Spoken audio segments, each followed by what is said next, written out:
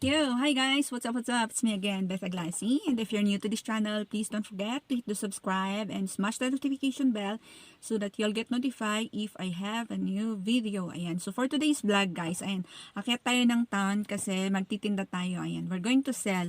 Tama di ba? Magtitinda? Magtitinda is we're going to sell. Ayan. Magtitinda tayo ng mga ano ba yan? Magtitinda tayo ng ginto ng mga minero. Ayan. So, kasi narinig ko na na bumaba daw yung kuha nila per gram. Bumaba daw yung basing nila. Something like that. So, gusto ko kayong i-update kung magkaano na rin ba yung kuha nila per gram sa mga row, yung mga ginto ng mga minero yan. So, stay tuned.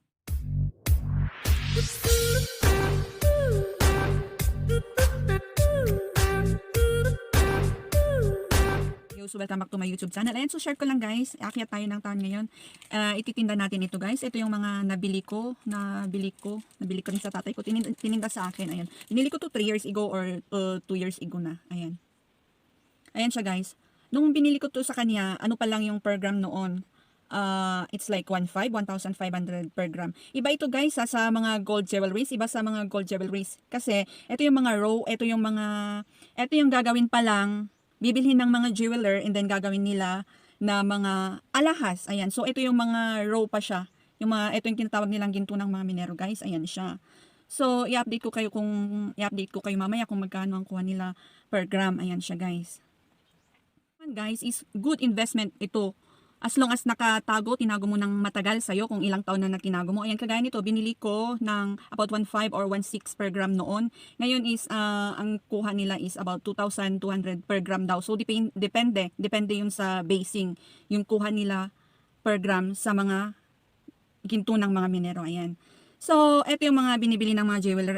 Ayan, guys. Ayan, yan siya na ginagawa nilang jewelry natin. So, kaya mataas yung mga alahas, guys. Eh, syempre, yung mahirap gumawa, di ba? Maraming prosesong dinadaanan. Kaya, iba yung per gram ng ginto ng mga minero at saka yung sa mga jewelries natin. Ayan.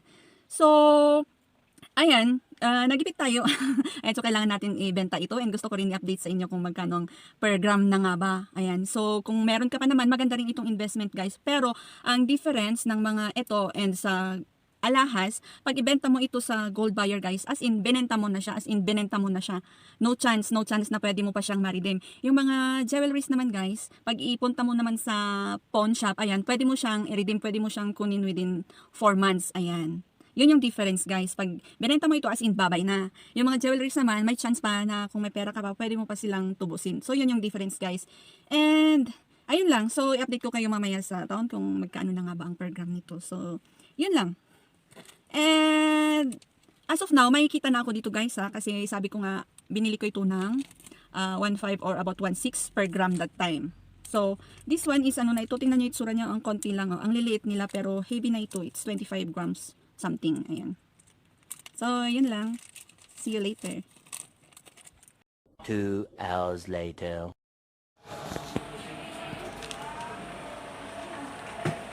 Magkano ang basing ngayon? At least ng tapi. Sika at 2.8.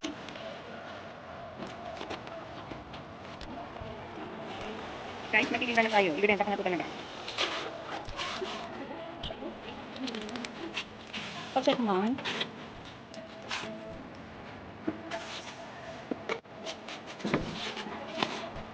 Ano yung difference ko ah? Nagpa-coating dahil sa jewelry.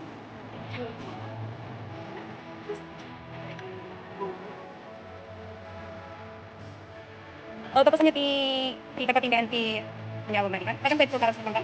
Ay. Oh, si Ren. Nag-vlog ako kasi ano. Yun na record ko kasi mga ako quality voting so hanggang 90 kasi 999 at 24. Ako pa na to pa tangi. 92. May wala naman yan. Hindi ka kumakuha ay. Wala lang. Balik ko tapos di hayag. Good feel. Tapos sabay nagkakama kasi way iba pa yan. Hindi jewelry. Ada mga order yan ang hindi ko makakapagod.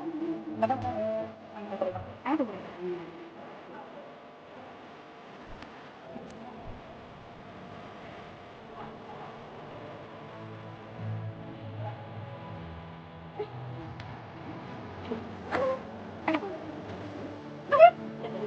Oh my gosh. Isa lang isa. Ayan yung tissue.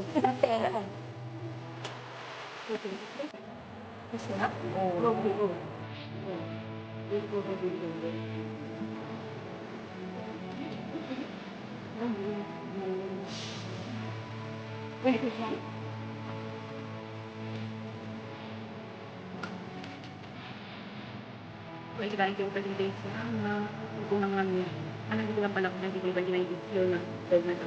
Nakaibat na doon sa ano ba?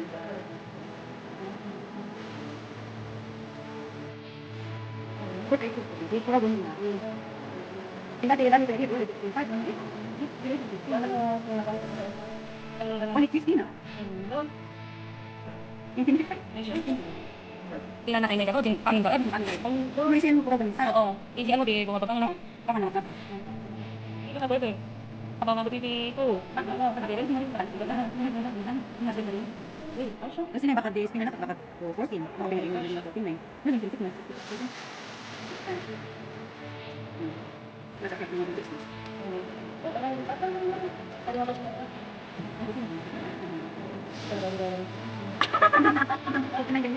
Nilotog mo.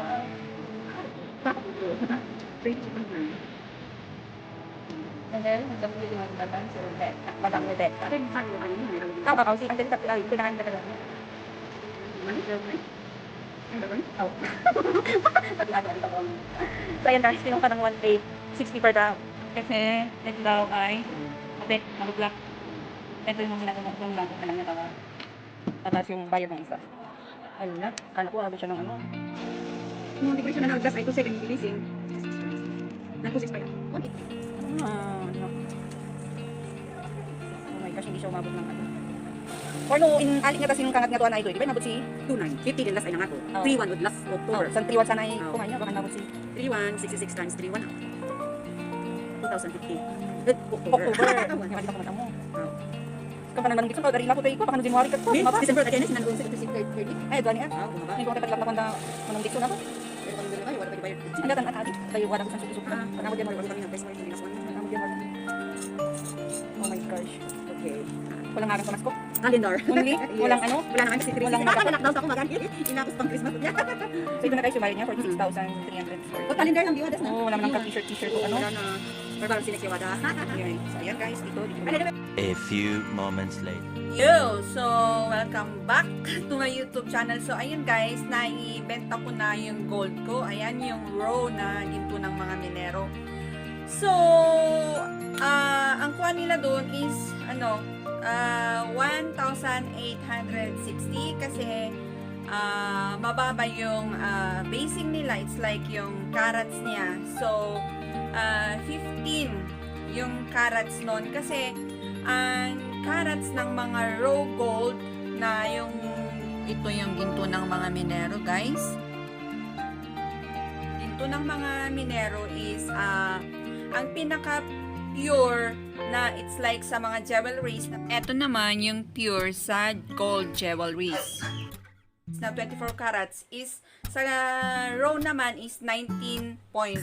Ayan, so yung gold ko na binenta ko kasi may yung isa is medyo white siya. Ayan, so ni-round off na lang all together para lalabas yung 15 na carats niya. Kasi pag i-separate, bali bababa pa yung price nung isa. So ni-round off lahat yung tatlo na yun. So ang kuha is 1,860. I don't know kung nakikita yun yung kuha, and 24. I don't know bakit nag-change. Nung winay ko kasi ito is like 25 point something ganyan, pero yung timbang doon is 24.9.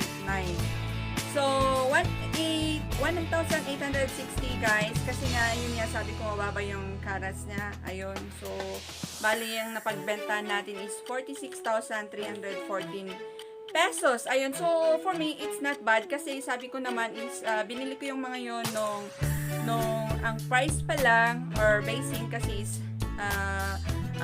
nagmamatter kasi yan guys nag-iba-iba yung basing. Ayan, basing ng per gram ng raw gold. Ayan, so 1,860 pesos lang yung per gram. Ayan. And yung pinaka pure gold naman, ang kuha, yung pinaka pure gold na row is 2,800 per gram. Yun. And kailangan makuha mo yung price na yun is if yung gold mo is 19.2 is equivalent to 24 carats yun sa mga gold jewelries. Ayan. So, iba yung raw gold na yung mga ginto ng mga minero guys, at saka iba sa mga alahas naman guys. Ayan. And isa pang difference is yung mga raw gold is once kasi na bumababa guys, biglang baba, biglang lagapak yung price. Ganun yun. Unlike sa mga jewelries na mga yun nga yung mga gawa na kung bababa man yung price ng raw gold, yung mga price naman ng jewelries is steady lang siya. Meron man nagro-roll back is mga about 50 pesos per gram. Ganun lang guys. Hindi siya yung bumababa kasi nga hindi pwedeng bababa kasi nga nabili nila sa raw gold tapos ginawa nila na as jewelries, di ba? So hindi pwedeng bababa yung price, no. So maganda rin mag-invest sa mga raw gold kung itatago mo siya ng matagal. Ayan. So, ayan. Yun lang na i-share ko, guys. So, thank you for watching. Ayan. And don't forget to hit the subscribe and smash the notification bell kung bago pa lang dito. Ayan. So, mag-invest sa gold kasi timeless collection siya, guys. Ayan. So, hindi ka malulugi dito. Ayan. Naisusuot mo pa siya. Yun nga, sabi ko. So, yun lang. Bye-bye and God bless.